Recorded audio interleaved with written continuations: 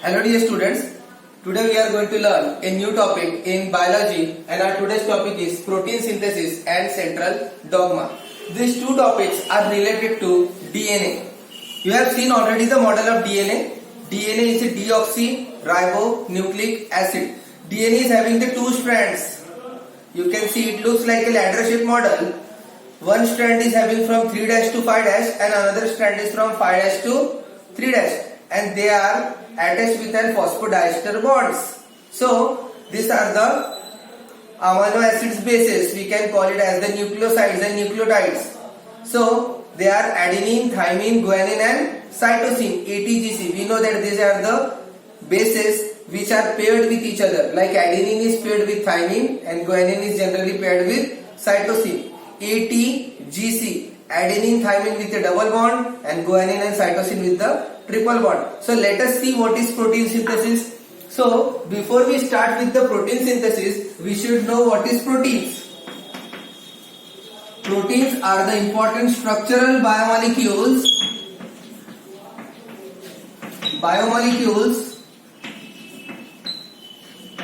which is important for the synthesis of enzymes and hormones. We know that enzymes and hormones, they are made up of proteins. So protein is a structural combination. But how the protein gets synthesized? The protein gets synthesized by a central dogma in molecular biology. So let us see what is central dogma. The word central dogma is nothing but the formation of polypeptide chain from a DNA. As we have seen DNA after the transcription forms mRNA. mRNA is a messenger RNA, that is messenger ribonucleic acid, and mRNA after translation forms polypeptide chain. Polypeptide chain in the form of proteins. This whole process, the conversion of DNA to mRNA and mRNA to polypeptide, is termed as central dogma. It involves the two different processes. One is transcription, one is translation.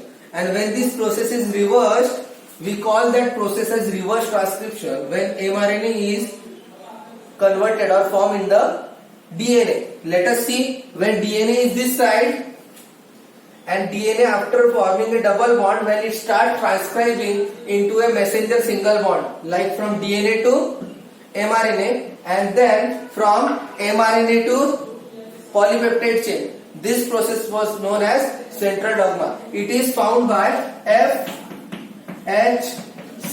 Crick in the year 1958.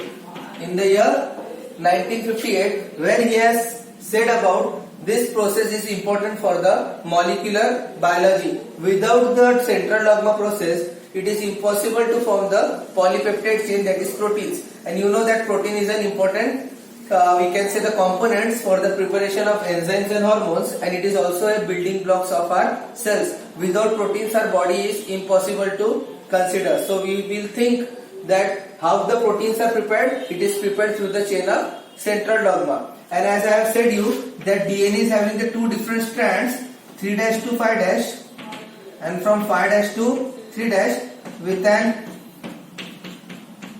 phosphodiester bonds in between them, as I have shown you in the model, with the phosphodiester bonds in that, and the strands with the two ends.